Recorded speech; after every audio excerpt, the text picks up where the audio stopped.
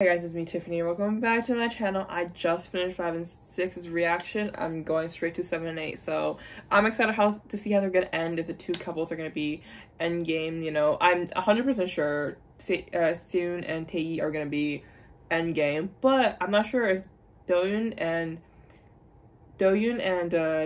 what's his name? Juha are gonna be endgame. They could play a love for love's sake and not give me anything at the end. We don't know, but I'm excited to see how it's gonna go. So without further ado, let's go. Oh, he says stranger. That facial reaction. Oh, wait a minute. Look at Hangyun is such a good actor. Look at the worry. Look at that! The way he stomped his feet. Why are you smiling like that? Oh, stop it! Ah! Bro is like, look at how, like, you know how just jittery and happy he is. And you look over here, the dark cloud is smiling and being cute too. Look at that, all smiley and happy.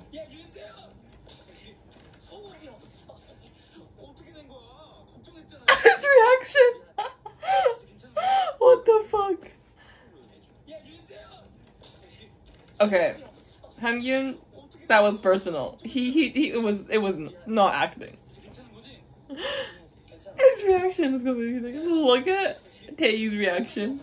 Man was like, he flew like a few meters. Look at him, he's like so confused.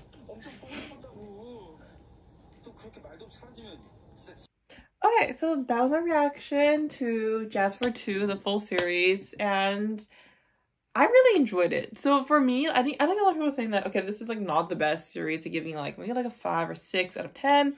And to me, I've watched enough Korean BLs and there isn't much Korean BLs, sadly, that have been like phenomenal. Like, I come in here with high expectation and definitely come out exceeding those expectations. There might be a handful of them, and I think I have learned to not have really high expectations, just vibe with the show.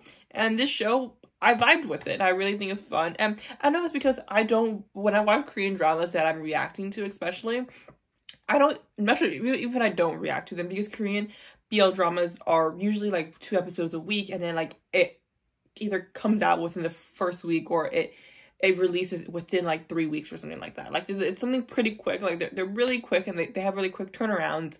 So I don't usually watch it as they're airing, and I just usually either binge them or I watch them within like 2 or 3 weeks, like if I do reactions and stuff like that. So, and most of the time it's like after people already have reacted, so I kind of have an expectation based on what people and how they're reacting. Ooh, excuse me, how other people are reacting to it, and then I come in here with those expectations and like levels that people have telling me, and I watch it, but with like slightly lower than what people have been telling me, and then I enjoy it pretty much. Most of the series I've watched here I've enjoyed a lot. There's a few there that I'm like, I have to get through it, I'm getting through it. But majority of the series I watch is really fun, and this is another fun one that I think is really cute, because, you know, as a fan of My School President, I think that at first it gave me that vibe, especially at the end right here, actually in this episode, where they're kind of performing together as a band, and things like, a lot of things that happens that are like, you know, cool band, high schoolers and stuff like that. So that vibe was there. But also, I think, like I said in episodes where actually a lot of Korean BL drama revolves around mental health, and like just the struggling of, they have a really either suicidal, depressed teenager who's struggling, and they find love, and then they're all happy again. That's not how mental health really works, like how depression really works, but having a good, stable, strong, like, support system is very, very, very helpful for that as well. But it's like really funny to see, because like it's a lot of BL series. You're watching almost every BL series, there's somebody who's depressed that falls in love.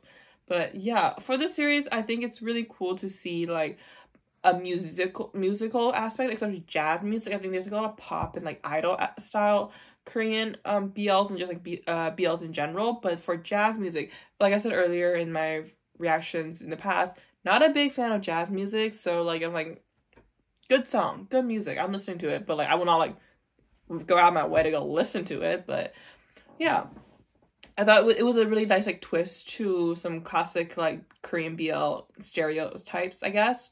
The story is really interesting, and then at first I was like, the words that they use, maybe it's the translation, but revolving around, I think, all three relationships, obviously the two older brothers, Tae and Seun, and then Do-young and Jua, like both the relationship revolves around like culture, I think, especially I think East Asian culture, and just like I think Asian culture in general being not really accepting of the LGBTQ community. So a lot of struggles comes from that. Like I think, you know, the brother, Seun's brother not being accepting like of like, even though he likes this guy, he can't like go actually pursue him because like culturally and like, you know, so in society he was not accepted and he was afraid, so he chose his future over like kind of romantic and romance. So like that really like pushed Taejun to his limits and stuff like that. So like that's like a, you know, a sad ending to what would have been a beautiful relationship. And then for even Juha, he struggles, and we didn't see it. I'm not really mad we didn't see like an ending for these two, because I like it. Just like, you know, he struggled, and he continued to lie to himself about like, oh, like this is just dirty, this is disgusting and stuff like that. But like at the end, like, you know, he loves this person, you know, he's getting around to that. I like how there's different levels of it. Like we have somebody who is fully accepted with like Tae and Juha, fully accepted who they like, and you know, only care about like the person that they like and not really care about like the societal issues. They overcame that. And then we have we have Juha, who is like on this way there, and then we obviously have the sad brother ending to their relationship and stuff like that. So like this, it's like progression, and they show different like forms of like acceptance, and it's really, I like the like representation of that. But yeah, I think the story is really good. I kind of like, I don't know if I'm upset or not, but like I was, because before I knew that the brothers were something, and that's the backstory how they're gonna end this series, I thought like maybe the dad was gonna be the ending and the big problem, like maybe the dad's gonna come in and find out that he plays jazz music still. But I guess they just kind of ended the story there when the dad said like, oh, are you hurt, and then like kind of like allow him to come back home kind of thing. He's like, that's an end of the story. We didn't really like bring that back up, which I'm like, we kind of revolved around at the beginning of the series of Seun kind of like, you know, finally being able to escape his dad, because his dad has been like, you know, bombarding him with practice and homeschooling him and kind of playing classical music, and he's finally free. He's able to play jazz music, found somebody who like is also interested in jazz music, but we never really went back. Like it was never a full circle. Like we're like halfway there. But then we also jump to the future where he also plays jazz music as a pianist, but we never like, oh, his dad accepted him playing that. Like they were just in the mist there, which like, because like I wouldn't mind as much if they didn't emphasize so much on the dad being such like just disappointed in him playing jazz music and constantly wanting to play classical music. But because he emphasizes so hard in the first few episodes, that is where we thought we're gonna end. But they went a whole different direction, which like I'm not mad about, because like it's a really interesting story seeing like the brothers kind of stuff. But because we emphasize so much on the dad and not much of the brother most of the time, it was like, oh, the brother is the ending of this, not the dad, which like it confused me a little bit. But I'm not really mad. I think the ending was really good so far. Just that it just didn't feel well-rounded overall.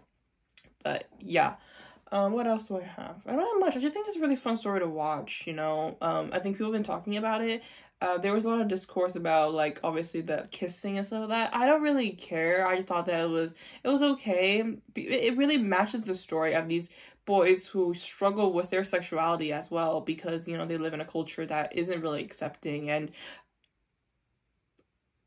we don't really need like crazy makeout scene, crazy NC scene to really tell a story. I think this is really good enough. And like I understand where some people are coming from, where like it's 2024, you're faking a kiss scene, like because like actors don't want to kiss each other, or the director doesn't like boys kissing. And once again, a homophobic-esque country culture like South Korea is like, I don't know, that's a possibility as well. And they like to, you know, pretend instead of actually doing and actually directing a kiss scene. So like, you know, I understand where it's coming from, but at the same time, to the point where like it's like, oh, it's like not a good series because they didn't kiss and didn't make out as much as like so-and-so series and so-and-so in this company and stuff like that. That's, I'm like, we don't really need that. But like, if if the director came out and said something really homophobic about it, like just like, oh, because they're like, you know, guys shouldn't kiss each other, so we only faked it, like if they came out like in that aspect, which I don't know if they did or not, maybe like they did and that's why people were getting angry.